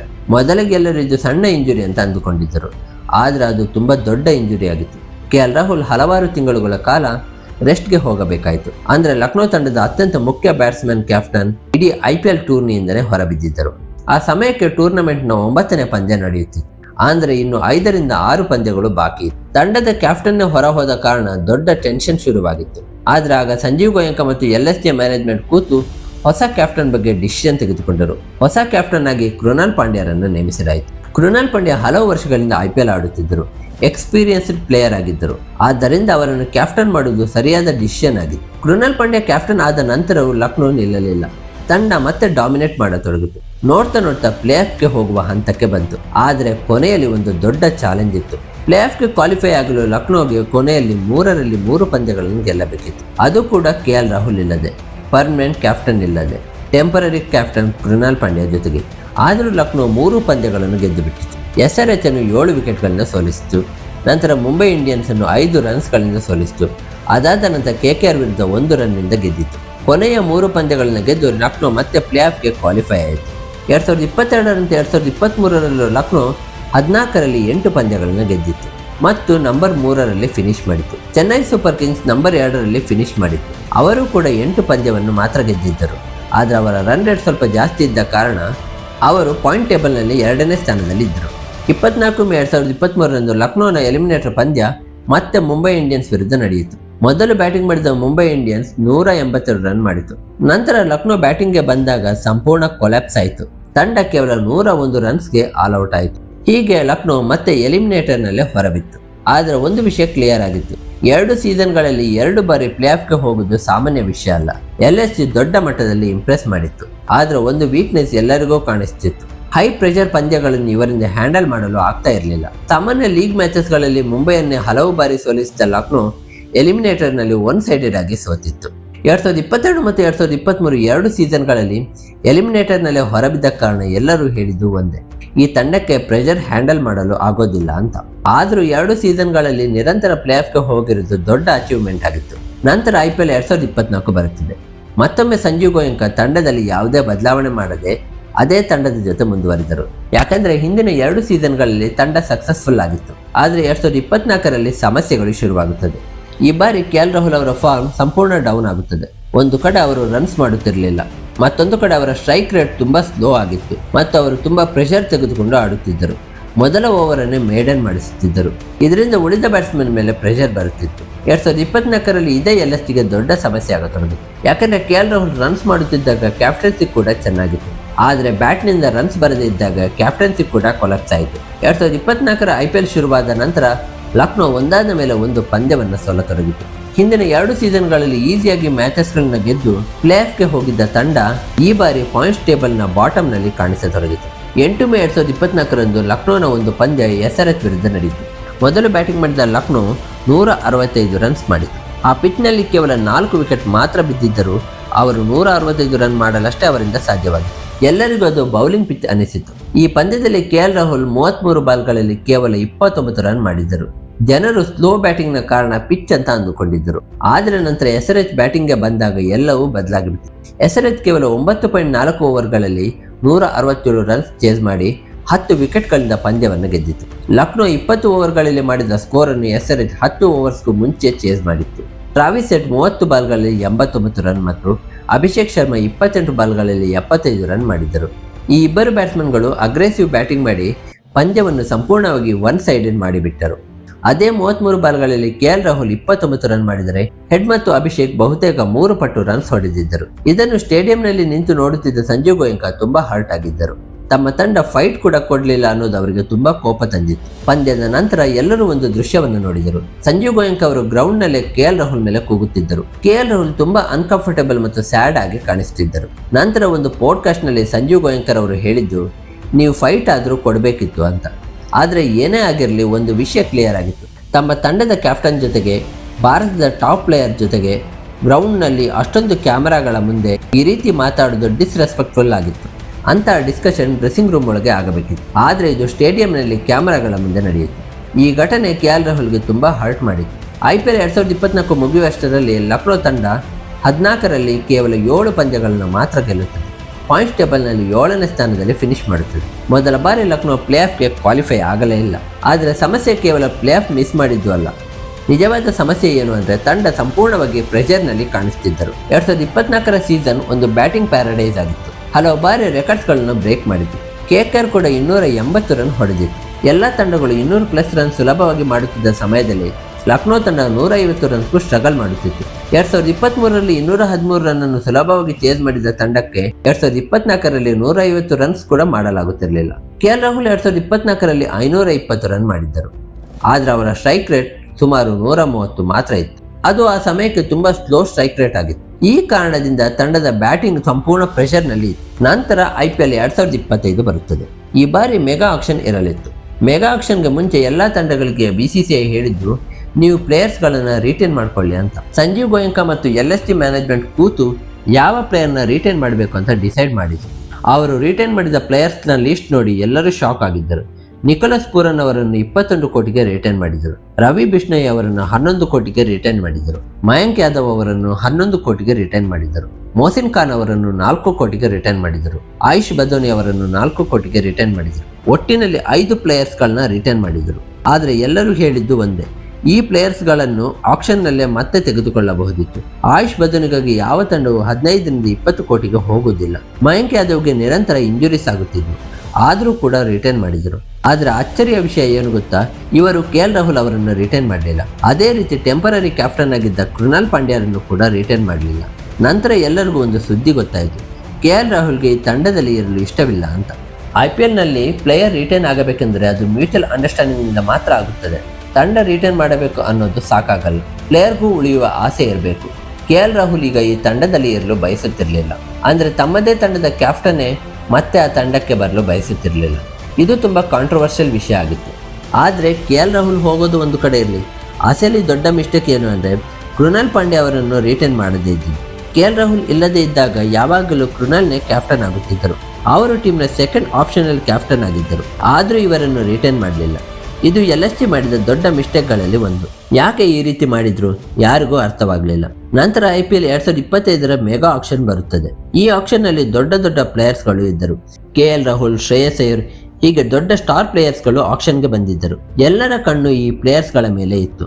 ಆಕ್ಷನ್ಗೆ ಮುಂಚೆ ಹಲವಾರು ಕ್ರಿಕೆಟ್ ಎಕ್ಸ್ಪರ್ಟ್ಗಳು ಸಂಜೀವ್ ಗೋಯಂಕ ಅವರಿಗೆ ಕಾಲ್ ಮಾಡಿ ಹೇಳಿದ್ದರು, ನೀವು ಶ್ರೇಯಸ್ ಅಯ್ಯರ್ಗಾಗಿ ಹೋಗಬೇಕು, ಯಾಕಂದರೆ ಶ್ರೇಯಸ್ ಅಯ್ಯರ್ ಮುಂದಿನ ದಿನಗಳಲ್ಲಿ ಟೀಮ್ ಇಂಡಿಯಾದ ಕ್ಯಾಪ್ಟನ್ ಆಗುವ ಸಾಧ್ಯತೆ ಇದೆ ಅಂತ. ಕೆಲವರು ಹೇಳಿದ್ದು KL ರಾಹುಲ್ನನ್ನೇ ಮತ್ತೆ ತೆಗೆದುಕೊಳ್ಳಿ ಅಂತ. ಆದರೆ ಆಕ್ಷನ್ ನಡೆದಾಗ ಎಲ್ಲರೂ ಶಾಕ್ ಆಗುವ ಘಟನೆ ನಡೆಯಿತು. ಸಂಜೀವ್ ಗೋಯಂಕರ್ ಅವರು 27 ಕೋಟಿಗೆ ರಿಷಬ್ ಪಂತ್ ಅವರನ್ನು ಖರೀದಿಸಿದರು. ಶ್ರೇಯಸ್ ಅಯ್ಯರ್ 26.75 ಕೋಟಿಗೆ ಹೋಗಿದ್ದರೆ ಪಂತ್ಗಾಗಿ ಗೋಯಂಕ ಅದಕ್ಕಿಂತಲೂ ಹೆಚ್ಚು ಹಣ ಕೊಟ್ಟರು. ನಂತರ ಎಲ್ಲ ಇಂಟರ್ವ್ಯೂಸ್ಗಳಲ್ಲಿ ಸಂಜೀವ್ ಗೋಯಂಕ ಹೇಳಿದ್ದು, ಹೇಗೆ MS ಧೋನಿ 10 ವರ್ಷಗಳಲ್ಲಿ 5 ಟ್ರೋಫೀಸ್ಗಳನ್ನು ಗೆದ್ದರು, ರೋಹಿತ್ ಶರ್ಮಾ ಕೂಡ 5 ಟ್ರೋಫೀಸ್ಗಳನ್ನು ಗೆದ್ದರು, ಹಾಗೆ ಮುಂದಿನ 10-15 ವರ್ಷಗಳಲ್ಲಿ ರಿಷಬ್ ಪಂತ್ ಕೂಡ LSGಗಾಗಿ ಹಲವಾರು ಟ್ರೋಫೀಸ್ಗಳನ್ನು ತರುತ್ತಾರೆ ಅಂತ. ಅಂದರೆ ಧೋನಿ ಮತ್ತು ರೋಹಿತ್ನ ನಂತರ IPLನಲ್ಲಿ ನೆಕ್ಸ್ಟ್ ಬಿಗ್ ಕ್ಯಾಪ್ಟನ್ ಪಂತ್ ಆಗುತ್ತಾರೆ ಅನ್ನೋ ಮಟ್ಟಿಗೆ ಮಾತನಾಡುತ್ತಿದ್ದರು. ಆದರೆ ನಂತರ IPL 2025 ಶುರುವಾಗುತ್ತದೆ ಮತ್ತು ಆಗ ನಡೆದಿದ್ದು ಯಾರು ಇಮ್ಯಾಜಿನ್ ಕೂಡ ಮಾಡಿರಲಿಲ್ಲ. 24 ಮಾರ್ಚ್ 2025ರಂದು IPLನ ಮೊದಲ ಪಂದ್ಯ ಲಕ್ನೋ ಮತ್ತು ಡೆಲ್ಲಿಯ ವಿರುದ್ಧ ನಡೆಯುತ್ತದೆ. ಈ ಪಂದ್ಯದಲ್ಲಿ ಮೊದಲು ಬ್ಯಾಟಿಂಗ್ ಮಾಡಿದ ಲಕ್ನೋ 209 ರನ್ ಮಾಡಿತು. 210 ರನ್ಗಳ ಟಾರ್ಗೆಟ್ ಅಂದರೆ ಸಾಮಾನ್ಯ ಟಾರ್ಗೆಟ್ ಅಲ್ಲ, ತುಂಬ ದೊಡ್ಡ ಟಾರ್ಗೆಟ್ ಆಗಿತ್ತು. ನಂತರ ಡೆಲ್ಲಿ ಚೇಸ್ ಮಾಡಲು ಬಂದಾಗ ಲಕ್ನೋ ಬೌಲರ್ಸ್ಗಳು ಆರಂಭದಲ್ಲಿ ವಿಕೆಟ್ಸ್ ತೆಗೆದು ಡೆಲ್ಲಿಯನ್ನು 80 ರನ್ಸ್ ಒಳಗೆ ಕೊಲ್ಯಾಪ್ಸ್ ಮಾಡಿದ್ದರು. ಎಲ್ಲರಿಗೂ ಲಕ್ನೋ ಈ ಪಂದ್ಯವನ್ನು ದೊಡ್ಡ ಮಾರ್ಜಿನ್ನಲ್ಲಿ ಗೆಲ್ಲುತ್ತದೆ ಅನಿಸಿತ್ತು. ಆದರೆ ನಂತರ ಪಂದ್ಯ ಸಂಪೂರ್ಣವಾಗಿ ತಿರುಗಿಬಿಟ್ಟಿತ್ತು. ಲಕ್ನೋ ಈ ಪಂದ್ಯವನ್ನು ಸೋತು ಬಿಟ್ಟಿತ್ತು. ನಂತರ ಲಕ್ನೋನ ಪಂದ್ಯ ಪಂಜಾಬ್ ವಿರುದ್ಧ ನಡೆಯಿತು. ಆ ಪಂದ್ಯವನ್ನು ಲಕ್ನೋ ಸೋತಿತು. ಹೀಗೆ ಆರಂಭದಲ್ಲಿ 2 ಪಂದ್ಯಗಳನ್ನು ಸೋತು ಸ್ಟ್ರಗಲ್ ಮಾಡತೊಡಗಿತು. ಆದರೆ ನಂತರ ಈ 3 ಓವರ್ಸೀಸ್ ಆಟಗಾರರಾದ ಮಾರ್ಕ್ರಾಮ್, ಮಿಚೆಲ್ ಮಾರ್ಷ್ ಮತ್ತು ಪೂರನ್ ಅದ್ಭುತವಾಗಿ ಆಟವಾಡತೊಡಗಿದರು. LSG ಮತ್ತೆ ಡಾಮಿನೇಟ್ ಮಾಡತೊಡಗಿತು. ತಂಡ ನಿರಂತರವಾಗಿ 3 ಪಂದ್ಯಗಳನ್ನು ಗೆದ್ದಿತು. ಪಾಯಿಂಟ್ ಟೇಬಲ್ನಲ್ಲಿ ಮೇಲಕ್ಕೆ ಬರತೊಡಗಿತು. ಪ್ಲೇ ಆಫ್ ಚಾನ್ಸಸ್ ಮತ್ತೆ ಹೆಚ್ಚಾಗತೊಡಗಿತು. ಆದರೆ ಒಂದು ದೊಡ್ಡ ಸಮಸ್ಯೆ ಈಗ ಕಾಣಿಸತೊಡಗಿತು. LSG 27 ಕೋಟಿ ಕೊಟ್ಟು ತೆಗೆದುಕೊಂಡ ಪ್ಲೇಯರ್ ಸಂಪೂರ್ಣವಾಗಿ ಫ್ಲಾಪ್ ಆಗಿಬಿಟ್ಟಿದ್ದರು. ಅವರ ಪರ್ಫಾರ್ಮೆನ್ಸ್ ಎಷ್ಟು ಕೆಟ್ಟದಾಗಿತ್ತು ಅಂದರೆ ಬೇರೆ ಯಾರನ್ನೇ ಬ್ಯಾಟಿಂಗ್ಗೆ ಕಳಿಸಿದ್ರು ಇವರಿಗಿಂತ ಚೆನ್ನಾಗಿ ಆಡ್ತಿದ್ರು. ಒಬ್ಬ ಬೌಲರ್ನ ಕಳಿಸಿದ್ರು ಸಹ ಇವರಿಗಿಂತ ಉತ್ತಮವಾಗಿ ಆಡ್ತಿದ್ದ ಆತ ಅನ್ನೋ ಮಟ್ಟಿಗೆ. ಪಂತ್ 10-15 ಬಾಲ್ ಆಡಿದರೂ ರನ್ಸ್ ಬರ್ತಾ ಇರಲಿಲ್ಲ. ಆಕ್ಸಿಲರೇಟ್ ಕೂಡ ಮಾಡಲಾಗುತ್ತಿರಲಿಲ್ಲ. ಸಂಪೂರ್ಣ IPLನಲ್ಲಿ ಪಂತ್ನ ಬ್ಯಾಟಿಂಗ್ ಪೊಸಿಷನ್ ಹಲವಾರು ಬಾರಿ ಚೇಂಜ್ ಮಾಡಲಾಯಿತು, ಆದರೂ ಎಲ್ಲಿಯೂ ಸಕ್ಸಸ್ ಆಗಲಿಲ್ಲ. ಸಂಜೀವ್ ಗೋಯಂಕ IPL ಇತಿಹಾಸದಲ್ಲಿ ಅತಿ ಹೆಚ್ಚು ಹಣ ಕೊಟ್ಟು ಖರೀದಿಸಿದ ಪ್ಲೇಯರ್ನೇ ತಂಡದ ಬಿಗ್ಗೆಸ್ಟ್ ಫ್ಲಾಪ್ ಆಗಿಬಿಟ್ಟಿದ್ದ. ಅಷ್ಟರ ಮಟ್ಟಿಗೆ ಫ್ಲಾಪ್ IPLನಲ್ಲಿ ಬಹಳ ಕಡಿಮೆ ಪ್ಲೇಯರ್ಸ್ ಆಗಿರಬಹುದು. ಆದರೂ ಲಕ್ನೋ ತಂಡ ಸಮವು ಸರ್ವೈವ್ ಮಾಡುತ್ತಿತ್ತು. ಮಿಚೆಲ್ ಮಾರ್ಷ್ ರನ್ ಮಾಡುತ್ತಿದ್ದರು, ನಿಕೋಲಸ್ ಪೂರನ್ ರನ್ ಮಾಡುತ್ತಿದ್ದರು, ಆಡನ್ ಮಾರ್ಕ್ರಾಮ್ ಕೂಡ ರನ್ ಮಾಡುತ್ತಿದ್ದರು. ಈ 3 ಕಾರಣದಿಂದಾಗಿ ಲಕ್ನೋ ಮೊದಲ 8 ಪಂದ್ಯಗಳಲ್ಲಿ 5 ಪಂದ್ಯಗಳನ್ನು ಗೆದ್ದಿತು. IPLನಲ್ಲಿ ಮೊದಲ 8ರಲ್ಲಿ 5 ಪಂದ್ಯ ಗೆದ್ದರೆ ಆಲ್ಮೋಸ್ಟ್ ಪ್ಲೇ ಆಫ್ ಕನ್ಫರ್ಮ್ ಅಂತಲೇ ಎಲ್ಲರೂ ಅಂದುಕೊಳ್ಳುತ್ತಾರೆ. ಇನ್ನು 6 ಪಂದ್ಯಗಳಲ್ಲಿ ಕೇವಲ 2-3 ಪಂದ್ಯ ಗೆದ್ದರೆ ಸಾಕು, 16 ಪಾಯಿಂಟ್ಸ್ಗಳ ಜೊತೆಗೆ ಈಸಿಯಾಗಿ ಪ್ಲೇ ಆಫ್ಗೆ ಹೋಗಬಹುದು. ಎಲ್ಲರಿಗೂ ಲಕ್ನೋ ಈಗ ಈಸಿಯಾಗಿ ಕ್ವಾಲಿಫೈ ಆಗುತ್ತದೆ ಅನಿಸಿತು. ಆದರೆ ನಂತರ ನಡೆದಿದ್ದು ಕಂಪ್ಲೀಟ್ ಕೊಲ್ಯಾಪ್ಸ್. ಕೊನೆಯ 6 ಪಂದ್ಯಗಳಲ್ಲಿ ಲಕ್ನೋ DC ವಿರುದ್ಧ ಸೋತು ಬಿಟ್ಟಿತು, ಮುಂಬೈ ವಿರುದ್ಧ ಸೋತಿತು, SRH ವಿರುದ್ಧ ಸೋತು ಬಿಟ್ಟಿತು, ಪಂಜಾಬ್ ವಿರುದ್ಧ ಸೋತು ಬಿಟ್ಟಿತು, RCB ವಿರುದ್ಧ ಕೂಡ ಸೋತಿತು. ಕೊನೆಯ 6ರಲ್ಲಿ 5 ಪಂದ್ಯಗಳನ್ನು ಸೋತು ಬಿಟ್ಟಿತು. ಅವರಿಗೆ ಕೇವಲ 2 ಅಥವಾ 3 ಪಂದ್ಯ ಗೆದ್ದರೆ ಸಾಕಿತ್ತು ಪ್ಲೇ ಆಫ್ಗೆ ಹೋಗಲು. ಆದರೆ 5 ಪಂದ್ಯ ಸೋತು ಪ್ಲೇ ಆಫ್ನಿಂದ ಹೊರಬಿದ್ದರು. IPL 2025 ಮುಗಿಯುವಷ್ಟರಲ್ಲಿ ಲಕ್ನೋ ತಂಡ 14ರಲ್ಲಿ ಕೇವಲ 6 ಪಂದ್ಯಗಳನ್ನು ಗೆದ್ದು 7ನೇ ಸ್ಥಾನದಲ್ಲಿ ಫಿನಿಶ್ ಮಾಡಿತು. ಮೊದಲ 8ರಲ್ಲಿ 5 ಪಂದ್ಯ ಗೆದ್ದ ತಂಡ ಕೊನೆಯಲ್ಲಿ ಒಟ್ಟು 6 ಪಂದ್ಯ ಮಾತ್ರ ಗೆದ್ದಿತ್ತು. ಇದು ಕಂಪ್ಲೀಟ್ ಕೊಲ್ಯಾಪ್ಸ್ ಆಗಿತ್ತು. LSG ಕೊಲ್ಯಾಪ್ಸ್ ಆಗಲು 2 ದೊಡ್ಡ ಕಾರಣಗಳಿದ್ದವು. ಮೊದಲ ದೊಡ್ಡ ಕಾರಣವೇ ಸಂಜೀವ್ ಗೋಯಂಕ. ಇವರು ರಿಷಬ್ ಪಂತ್ ಮೇಲೆ ನಂಬಿಕೆ ಇಟ್ಟು ಅಷ್ಟು ದೊಡ್ಡ ಅಮೌಂಟ್ ಕೊಟ್ಟರು, ಆದರೆ ಪಂತ್ ಸಂಪೂರ್ಣವಾಗಿ ಫ್ಲಾಪ್ ಆಗಿಬಿಟ್ಟರು. ಅಷ್ಟು ಹಣ ಪಂತ್ಗೆ ಯಾಕೆ ಕೊಟ್ಟರು ಅನ್ನೋ ಪ್ರಶ್ನೆ ಎಲ್ಲರಿಗೂ ಇರುತ್ತದೆ. ಬ್ಯಾಟಿಂಗ್ ಫ್ಲಾಪ್ ಆಗೋದು ಒಂದು ಕಡೆ ಇರಲಿ, ಕ್ಯಾಪ್ಟನ್ ಆಗಿಯೂ ಪಂತ್ ಫ್ಲಾಪ್ ಆಗಿದ್ದರು. ಕಾಂಬಿನೇಷನ್ ಸೆಟ್ ಮಾಡಲಾಗುತ್ತಿರಲಿಲ್ಲ, ಟೀಮ್ ಬ್ಯಾಲೆನ್ಸ್ ಕೂಡ ಸೆಟಲ್ ಆಗುತ್ತಿರಲಿಲ್ಲ. 2025ರ ಸೀಸನ್ ಮುಗಿಯುವಷ್ಟರಲ್ಲಿ ಸಂಜು ಗೋಯಂಕಾಗೆ ಒಂದು ವಿಷಯ ಕ್ಲಿಯರ್ ಆಗಿರಬೇಕು. KL ರಾಹುಲ್ ಅವರನ್ನು ಕಳೆದುಕೊಂಡಿದ್ದು, ಕೃಣಾಲ್ ಪಾಂಡ್ಯ ಅವರನ್ನು ರಿಟೈನ್ ಮಾಡದೇ ಇದ್ದಿದ್ದು ಇವೆರಡು ದೊಡ್ಡ ಮಿಸ್ಟೇಕ್ ಆಗಿದ್ದವು. ಯಾಕಂದ್ರೆ ಇದೇ ಸಮಯದಲ್ಲಿ LSG ಬಿಟ್ಟ ಪ್ಲೇಯರ್ಸ್ಗಳು ಬೇರೆ ತಂಡಗಳಲ್ಲಿ ಡಾಮಿನೇಟ್ ಮಾಡುತ್ತಿದ್ದರು. KL ರಾಹುಲ್ IPL 2025ರಲ್ಲಿ ಡೆಲ್ಲಿ ಪರವಾಗಿ ಆಡಿ 540 ರನ್ ಗಳಿಸಿದ್ದರು. ಆವರೇಜ್ 51 ಮತ್ತು 150ರ ಸ್ಟ್ರೈಕ್ ರೇಟ್ನಲ್ಲಿ ಈ ರನ್ಸ್ ಬಂದಿತ್ತು. ಇನ್ನೊಂದು ಕಡೆ ಕೃಣಾಲ್ ಪಾಂಡ್ಯ RCBಯ ಪರವಾಗಿ ಆಡಿ 17 ವಿಕೆಟ್ಸ್ಗಳನ್ನ ತೆಗೆದುಕೊಂಡಿದ್ದರು. ಬ್ಯಾಟಿಂಗ್ನಲ್ಲೂ ರನ್ಸ್ ಮಾಡಿದ್ದರು ಮತ್ತು ತಂಡಕ್ಕೆ ಟೈಟಲ್ ಗೆಲ್ಲಿಸುವಲ್ಲಿ ಪ್ರಮುಖ ಪಾತ್ರ ವಹಿಸಿದ್ದರು. LSG ಸರಿಯಾಗಿ ಟ್ರೀಟ್ ಮಾಡದ ಇಬ್ಬರು ಪ್ಲೇಯರ್ಸ್ಗಳು ಬೇರೆ ತಂಡಗಳಿಗೆ ಹೋಗಿ ಚಾಂಪಿಯನ್ಸ್ ಆಗಿಬಿಟ್ಟರು. 2025ರ IPLನ ನಂತರ 2026 ಬಂತು. LSG ಮ್ಯಾನೇಜ್ಮೆಂಟ್ಗೆ ಒಂದು ವಿಷಯ ಅರ್ಥವಾಗಿತ್ತು, ಕಳೆದ ಸೀಸನ್ನಲ್ಲಿ ನಮ್ಮ ಬೌಲಿಂಗ್ ಚೆನ್ನಾಗಿರಲಿಲ್ಲ, ಆದ್ದರಿಂದ ಬೌಲಿಂಗ್ನಲ್ಲಿ ಚೇಂಜಸ್ ಮಾಡಬೇಕು ಅಂತ. ಹೀಗಾಗಿ IPL 2026ರ ಆಕ್ಷನ್ನಲ್ಲಿ ಸಂಜೀವ್ ಗೋಯಂಕಾ ಬೌಲರ್ಸ್ಗಳನ್ನು ಟಾರ್ಗೆಟ್ ಮಾಡಿದರು. ಒಟ್ಟು 11 ಬೌಲರ್ಸ್ಗಳನ್ನ ಖರೀದಿಸಿದರು. ಅಂದರೆ ಒಂದು ಫುಲ್ ಬೌಲಿಂಗ್ ಸ್ಕ್ವಾಡನ್ನೇ ಕಟ್ಟಿಬಿಟ್ಟಿದ್ದರು. ನಂತರ IPL 2026 ಶುರುವಾಗುತ್ತದೆ. ಈ ಬಾರಿ LSG ಬೌಲಿಂಗ್ ನಿಜವಾಗಿಯೂ ಚೆನ್ನಾಗಿ ಪರ್ಫಾರ್ಮ್ ಮಾಡತೊಡಗಿತು. ಆದರೆ ಸಮಸ್ಯೆ ಏನು ಗೊತ್ತಾ, ಈ ಬಾರಿ ಬ್ಯಾಟಿಂಗ್ ಕೊಲಾಪ್ಸ್ ಆಯಿತು. ಯಾಕಂದರೆ ಮತ್ತೆ ಮ್ಯಾನೇಜ್ಮೆಂಟ್ ಕಾಂಬಿನೇಷನ್ನಲ್ಲಿ ಎಕ್ಸ್ಪೆರಿಮೆಂಟ್ ಮಾಡತೊಡಗಿತು. ಮೊದಲ ಪಂದ್ಯದಲ್ಲೇ ಎಲ್ಲರಿಗೂ ಶಾಕ್ ಆಗುವ ಡಿಸಿಷನ್ ತೆಗೆದುಕೊಂಡರು. ಮಿಚೆಲ್ ಮಾರ್ಷ್ ಜೊತೆ ಓಪನರ್ ಆಗಿ ರಿಷಬ್ ಪಂತನ್ನು ಕಳಿಸಿದರು. ಕಳೆದ ಸೀಸನ್ನಲ್ಲಿ ಸಂಪೂರ್ಣವಾಗಿ ಫ್ಲಾಪ್ ಆಗಿದ್ದ ಪ್ಲೇಯರ್ ಈಗ ಓಪನಿಂಗ್ಗೆ ಬಂದಿದ್ದರು. ಆದರೆ 2025ರಲ್ಲಿ ಓಪನಿಂಗ್ ಪೇರ್ ಯಾರು ಗೊತ್ತಾ, ಮಿಚೆಲ್ ಮಾರ್ಷ್ ಮತ್ತು ಮಾರ್ಕ್ರಮ್. ಈ ಇಬ್ಬರು IPL 2025ರ ಬೆಸ್ಟ್ ಓಪನಿಂಗ್ ಪೇರ್ಸ್ಗಳಲ್ಲಿ ಒಬ್ಬರು. 2025ರ IPLನಲ್ಲಿ ಅತ್ಯಂತ ಹೆಚ್ಚು ಓಪನಿಂಗ್ ಪಾರ್ಟ್ನರ್ಶಿಪ್ ಮಾಡಿದವರು ಶುಭ್ಮನ್ ಗಿಲ್ ಮತ್ತು ಸಾಯಿ ಸುದರ್ಶನ್. ಅವರ ನಂತರ ಸೆಕೆಂಡ್ ಬೆಸ್ಟ್ ಓಪನಿಂಗ್ ಪೇರ್ ಆಗಿದ್ದು ಮಾರ್ಷ್ ಮತ್ತು ಮಾರ್ಕ್ರಮ್. ಇಷ್ಟು ಸಕ್ಸಸ್ಫುಲ್ ಓಪನಿಂಗ್ ಪೇರನ್ನೇ ಬ್ರೇಕ್ ಮಾಡಿ ಪಂತ್ನನ್ನು ಓಪನಿಂಗ್ಗೆ ಕಳಿಸಿದರು. ಅಂದರೆ ಫ್ಲಾಪ್ ಪ್ಲೇಯರ್ಗಾಗಿ ವಿನ್ನಿಂಗ್ ಕಾಂಬಿನೇಷನ್ ಅನ್ನೇ ಹಾಳು ಮಾಡಿದರು. 2025ರಲ್ಲಿ ಮಿಚೆಲ್ ಮಾರ್ಷ್ 13 ಪಂದ್ಯಗಳಲ್ಲಿ 627 ರನ್ಸ್ ಮಾಡಿದ್ದರು. ಎವರೇಜ್ 50 ಇತ್ತು. ಮಾರ್ಕ್ರಮ್ 450 ರನ್ ಮಾಡಿದ್ದರು. ಎವರೇಜ್ 35. ಈ ಇಬ್ಬರು ಓಪನಿಂಗ್ ಪೇರನ್ನು ಬ್ರೇಕ್ ಮಾಡಿ ಪಂತ್ನನ್ನು ಓಪನಿಂಗ್ಗೆ ಕಳಿಸಲಾಯಿತು. ಆದರೆ ಪಂತ್ ಓಪನಿಂಗ್ನಲ್ಲೂ ಫ್ಲಾಪ್ ಆದರು. 5 ಏಪ್ರಿಲ್ 2026ರಂದು LSGನ ಎರಡನೇ ಪಂದ್ಯ SRH ವಿರುದ್ಧ ನಡೆಯಿತು. ಈ ಪಂದ್ಯದಲ್ಲಿ ಮೊದಲು ಬ್ಯಾಟಿಂಗ್ ಮಾಡಿದ SRH ತಂಡವನ್ನು ಲಕ್ನೋ 150 ರನ್ಸ್ಗೆ ತಡೆಯಿತು. ಈ ಪಂದ್ಯದಲ್ಲಿ LSG ಡಾಮಿನೇಟ್ ಮಾಡಲು ದೊಡ್ಡ ಕಾರಣ ಮೊಹಮ್ಮದ್ ಶಮಿ ಅವರ ಬೌಲಿಂಗ್ ಸ್ಪೆಲ್. ಅವರು ಕೇವಲ 9 ರನ್ಸ್ ಕೊಟ್ಟು 2 ವಿಕೆಟ್ ತೆಗೆದುಕೊಂಡಿದ್ದರು. ನಂತರ ಲಕ್ನೋ ಟಾರ್ಗೆಟ್ ಚೇಸ್ ಮಾಡಿ ಪಂದ್ಯವನ್ನು ಗೆದ್ದಿತು. 9 ಏಪ್ರಿಲ್ 2026ರಂದು ಲಕ್ನೋನ ಮೂರನೇ ಪಂದ್ಯ KKR ವಿರುದ್ಧ ನಡೆಯಿತು. ಮೊದಲು ಬ್ಯಾಟಿಂಗ್ ಮಾಡಿದ KKR 181 ರನ್ಸ್ ಮಾಡಿತು. 182 ರನ್ ಚೇಸ್ ಮಾಡೋದು ಲಕ್ನೋಗೆ ಕಷ್ಟ ಅನಿಸಿತು. ಆದರೆ ಮುಕುಲ್ ಚೌಧರಿ ಎಂಬ ಪ್ಲೇಯರ್ ಬಂದು ಎಕ್ಸ್ಪ್ಲೋಸಿವ್ ಬ್ಯಾಟಿಂಗ್ ಮಾಡಿ 50 ರನ್ಸ್ ಹೊಡೆದು ಪಂದ್ಯವನ್ನು ಗೆಲ್ಲಿಸಿದರು. ಮೊದಲ 3 ಪಂದ್ಯಗಳಲ್ಲಿ ಲಕ್ನೋ 2 ಪಂದ್ಯವನ್ನು ಗೆದ್ದಿತ್ತು. ಒಳ್ಳೆಯ ವಿಷಯ ಏನು ಅಂದರೆ ಮ್ಯಾನೇಜ್ಮೆಂಟ್ಗೆ ಒಂದು ವಿಷಯ ಅರ್ಥವಾಗಿತ್ತು, ಓಪನಿಂಗ್ನಲ್ಲಿ ಮಾರ್ಷ್ ಮತ್ತು ಮಾರ್ಕ್ರಮ್ನೇ ಇಡಬೇಕು, ಅದನ್ನು ಡಿಸ್ಟರ್ಬ್ ಮಾಡಬಾರದು ಅಂತ. ಹೀಗಾಗಿ ಇವರಿಬ್ಬರನ್ನೇ ಮತ್ತೆ ಓಪನಿಂಗ್ಗೆ ಕಳಿಸುತ್ತಿದ್ದರು. ಆದರೆ ಮತ್ತೊಂದು ದೊಡ್ಡ ಮಿಸ್ಟೇಕ್ ಮಾಡುತ್ತಿದ್ದರು. ನಿಕೋಲಸ್ ಪೂರನ್ ಅವರನ್ನು ಕಳೆದ ಸೀಸನ್ನಲ್ಲಿ ಒನ್ ಡೌನ್ನಲ್ಲಿ ಬ್ಯಾಟಿಂಗ್ಗೆ ಕಳಿಸಲಾಗುತ್ತಿತ್ತು. ಆದರೆ ಈ ಬಾರಿ ಅವರನ್ನು ಫಿನಿಷರ್ ರೋಲ್ಗೆ ಶಿಫ್ಟ್ ಮಾಡಿದರು. ಇದರಿಂದ ಪೂರನ್ ಕೂಡ ಕೊಲಾಪ್ಸ್ ಆಗತೊಡಗಿತು. ನಂತರ ಅದರ ಎಫೆಕ್ಟ್ ರಿಸಲ್ಟ್ಗಳಲ್ಲೂ ಕಾಣಿಸತೊಡಗಿತು. LSG GT ವಿರುದ್ಧ ಸೋತಿತು, ರಾಜಸ್ಥಾನ್ ವಿರುದ್ಧ ಸೋತಿತು, ಪಂಜಾಬ್ ವಿರುದ್ಧ ಸೋತಿತು, RCB ವಿರುದ್ಧ ಸೋತಿತು, KKR ವಿರುದ್ಧ ಕೂಡ ಸೋತಿತು. ಹೀಗೆ ಲಕ್ನೋ ನಿರಂತರವಾಗಿ 5 ಪಂದ್ಯಗಳನ್ನು ಸೋತುಬಿಟ್ಟು ಪ್ಲೇ ಆಫ್ ಚಾನ್ಸಸ್ ಆಲ್ಮೋಸ್ಟ್ ಮುಗಿದು ಹೋದವು. ಈ ತಂಡದಲ್ಲಿ ದೊಡ್ಡ ದೊಡ್ಡ ಬ್ಯಾಟ್ಸ್ಮನ್ ಇದ್ದರು. ಕಾಂಬಿನೇಷನ್ಸ್ ಅಷ್ಟು ಕೆಟ್ಟ ರೀತಿಯಲ್ಲಿ ಸೆಟ್ ಆಗಿದ್ದ ಕಾರಣಕ್ಕೆ ತಂಡಕ್ಕೆ ಗೆಲ್ಲಲು ಆಗುತ್ತಿರಲಿಲ್ಲ. 2026ರ ಸೀಸನ್ನಲ್ಲಿ ನೋಡಿದರೆ ಲಕ್ನೋ ಬೌಲಿಂಗ್ ತುಂಬ ಸ್ಟ್ರಾಂಗ್ ಆಗಿತ್ತು. ಮೊಹಮ್ಮದ್ ಶಮಿ ಪೀಕ್ ಫಾರ್ಮ್ನಲ್ಲಿದ್ದರು. ಆದರೆ ಬ್ಯಾಟಿಂಗ್ ಕಾಂಬಿನೇಷನ್ ತಪ್ಪಾಗಿದ್ದ ಕಾರಣ ತಂಡ ಕೊಲಾಪ್ಸ್ ಆಗುತ್ತಿತ್ತು. ಈಗ 2026ರ ಸೀಸನ್ನಲ್ಲಿ ಕೂಡ ಲಕ್ನೋ ಪ್ಲೇ ಆಫ್ನಿಂದ ಹೊರಬಿದ್ದಿದೆ. ಮೊದಲ 2 ಸೀಸನ್ನಲ್ಲಿ ನಿರಂತರ ಪ್ಲೇ ಆಫ್ಗೆ ಹೋಗಿದ್ದ ತಂಡ ಈಗ ನಿರಂತರವಾಗಿ 3 ಸೀಸನ್ ಪ್ಲೇ ಆಫ್ ಮಿಸ್ ಮಾಡುತ್ತಿದೆ. 2025 ಮತ್ತು 2026 2 ಸೀಸನ್ಗಳಲ್ಲಿ ಸಂಪೂರ್ಣ ಕೊಲಾಪ್ಸ್ ಆಗಿದೆ. LSG ಕೊಲಾಪ್ಸ್ ಆಗೋದಕ್ಕೆ ದೊಡ್ಡ ಕಾರಣ ಸಂಜೀವ್ ಗೋಯಂಕಾ ಅವರ ಡಿಸಿಷನ್. ತಮಗೆ ತಾವೇ ಕ್ರಿಕೆಟ್ ಎಕ್ಸ್ಪರ್ಟ್ ಅನ್ನೋ ರೀತಿಯಲ್ಲಿ ಡಿಸಿಷನ್ಗಳನ್ನು ತೆಗೆದುಕೊಂಡರು. ಶ್ರೇಯಸ್ ಅಯ್ಯರ್ ಬದಲು ರಿಷಬ್ ಪಂತ್ ಅವರನ್ನು ಆಯ್ಕೆ ಮಾಡಿದರು. ಅವರಿಗಾಗಿ ಹೆಚ್ಚು ಹಣ ಖರ್ಚು ಮಾಡಿದರು. ಆದರೆ ತಂಡ ಕೊಲಾಪ್ಸ್ ಆಗಿಬಿಟ್ಟಿತು. ಹಾಗೆ ನೋಡಿದರೆ ಇದೇ ಕೆಲಸವನ್ನು ಅವರು 2017ರಲ್ಲೂ ಮಾಡಿದ್ದರು. ಆ ಸಮಯದಲ್ಲಿ ಧೋನಿ ಅವರನ್ನು ಕ್ಯಾಪ್ಟನ್ಸಿಯಿಂದ ತೆಗೆದು ಸ್ಟೀವ್ ಸ್ಮಿತ್ ಅವರನ್ನು ಕ್ಯಾಪ್ಟನ್ ಮಾಡಿದ್ದರು. ಆ ಡಿಸಿಷನ್ ಮಾಸ್ಟರ್ ಸ್ಟ್ರೋಕ್ ಆಗಿತ್ತು. ಹಾಗಾಗಿ ಅವರಿಗೆ ಮತ್ತೆ ಅದೇ ರೀತಿಯ ಮ್ಯಾಜಿಕ್ ಆಗುತ್ತದೆ ಅನಿಸಿತು. ಶ್ರೇಯಸ್ ಬದಲು ಪಂತನ್ನು ತೆಗೆದುಕೊಂಡರೆ ಎಲ್ಲರಿಗೂ ಸರ್ಪ್ರೈಸ್ ಕೊಡಬಹುದು ಅಂತ ಅಂದುಕೊಂಡಿದ್ದರು. ಆದರೆ ಪ್ರತಿ ಬಾರಿ ಅದು ವರ್ಕ್ ಆಗೋದಿಲ್ಲ. ಕ್ರಿಕೆಟ್ ಎಕ್ಸ್ಪರ್ಟ್ಸ್ಗಳು ಯಾವಾಗಲೂ ತಪ್ಪಾಗೋದಿಲ್ಲ. ಅವರು ಸ್ಟ್ರಾಟಜಿಕ್ ಆಗಿ ಯೋಚಿಸಿ ಶ್ರೇಯಸ್ ಅಯ್ಯರ್ಗೆ ಬಿಡ್ ಮಾಡಿ ಅಂತ ಹೇಳಿದ್ದರು. LSG ಶ್ರೇಯಸ್ ಅಯ್ಯರ್ನನ್ನು ತೆಗೆದುಕೊಂಡಿದ್ದರೆ 2025ರ IPLನಲ್ಲೇ ಡಾಮಿನೇಟ್ ಮಾಡುತ್ತಿತ್ತು. ಯಾಕಂದರೆ LSG ಮಿಡಲ್ ಆರ್ಡರ್ನಲ್ಲಿ ಕೊಲ್ಯಾಪ್ಸ್ ಆಗುತ್ತಿತ್ತು. ಅದೇ ಜಾಗದಲ್ಲಿ ಪಂಜಾಬ್ ಪರವಾಗಿ ಶ್ರೇಯಸ್ ಬ್ರಿಲಿಯಂಟ್ ಆಗಿ ಪರ್ಫಾರ್ಮ್ ಮಾಡಿದ್ದರು. ಕಳೆದ ಸೀಸನ್ನಲ್ಲಿ ಅವರು 600 ರನ್ಸ್ ಮಾಡಿದ್ದರು. ನಾನು ನಿಮಗೆ ಹೇಳುತ್ತೇನೆ, LSG ತಂಡ ತುಂಬ ಸ್ಟ್ರಾಂಗ್ ಆಗೇ ಇತ್ತು. ಆದರೆ ಸಮಸ್ಯೆ ಕ್ಯಾಪ್ಟನ್ಸಿ ಮತ್ತು ಕಾಂಬಿನೇಷನ್ನಲ್ಲಿತ್ತು. ಟೀಮ್ ಕಾಂಬಿನೇಷನ್ ಸರಿಯಾಗಿ ಸೆಟ್ ಆಗಿರಲಿಲ್ಲ. ಅದರಲ್ಲೂ ದೊಡ್ಡ ಸಮಸ್ಯೆ ಏನು ಅಂದರೆ ಓನರ್ಸ್ಗೆ ತಾವೇ ಎಕ್ಸ್ಪರ್ಟ್ ಅನ್ನೋ ಫೀಲಿಂಗ್. ಎಕ್ಸ್ಪರ್ಟ್ ಮಾತು ಕೇಳದೆ ತಮ್ಮದೇ ಡಿಸಿಷನ್ಗಳನ್ನ ತೆಗೆದುಕೊಳ್ಳುತ್ತಾರೆ ಮತ್ತು ಅದೇ ಡಿಸಿಷನ್ಸ್ ಈಗ ಬ್ಯಾಕ್ ಫೈರ್ ಆಗುತ್ತಿದೆ. ಇದರ ಬಗ್ಗೆ ನಿಮ್ಮ ಅಭಿಪ್ರಾಯ ಏನು? LSG ವರ್ಸ್ಟ್ ಟೀಮ್ ಯಾಕಾಯಿತು? ಕಮೆಂಟ್ ಸೆಕ್ಷನ್ನಲ್ಲಿ ನಿಮ್ಮ ಅಭಿಪ್ರಾಯವನ್ನು ತಪ್ಪದೇ ತಿಳಿಸಿ. ಮುಂದಿನ ವಿಡಿಯೋದಲ್ಲಿ ಸಿಗ್ತೀನಿ. ಅಲ್ಲಿವರೆಗೂ ನಮಸ್ಕಾರ, ಧನ್ಯವಾದಗಳು.